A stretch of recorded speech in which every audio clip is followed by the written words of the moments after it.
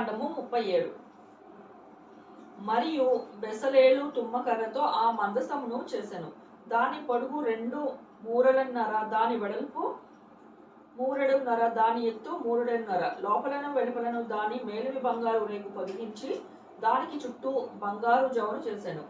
దానికి 4 బంగారు ఉంగరములను పోత పోసి ఒక పక్కను 2 ఉంగరములు ఎదుటి పక్కను 2 ఉంగరములు ఉండునట్లు దాని 4 కాళ్లకు వాటిని తగిలించెను.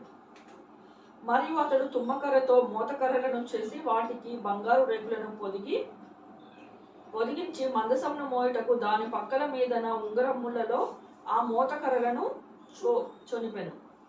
మరియు అతడు మేలిమి బంగారుతో కరుణాపీఠమును చేసెను. దాని పొడుగు 2 మూరలున్నర, దాని వెడల్పు 3.5, మరియు 2 బంగారు కెరూబులను చేసెను.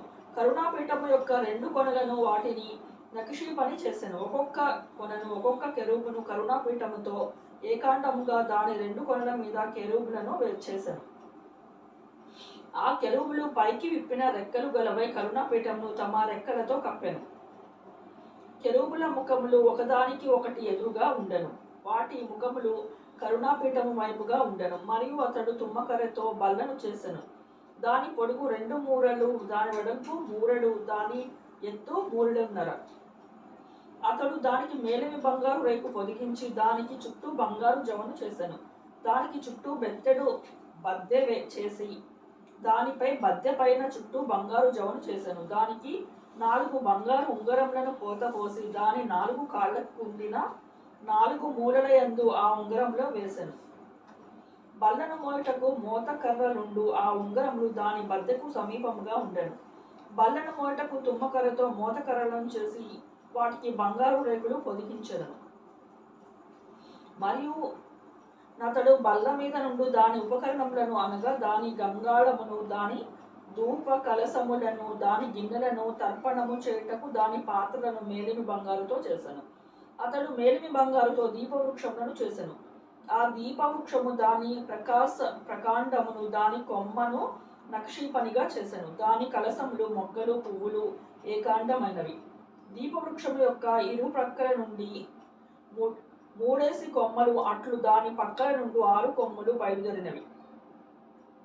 ఒక కొమ్మలో మొగ్గలు పువ్వులు గల బాదము రూపమైన 3 కలసములు, 2వ కొమ్మలో మొగ్గలు పువ్వులు గల బాదము రూపమైన 3 కలసములు అట్లు దీపవృక్షము నుండి బయలుదేరిన 6 కొమ్ములకు ఉండెను.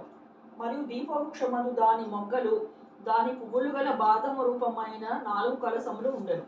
దీపవృక్షము నుండి బయలుదేరు 6 కొమ్మలలో 2 కొమ్మల కింద ఏకాండమైన మొగ్గై ఉండెను. వాటి మొగ్గలు వాటి కొమ్ములు ఏకాండమైనవి.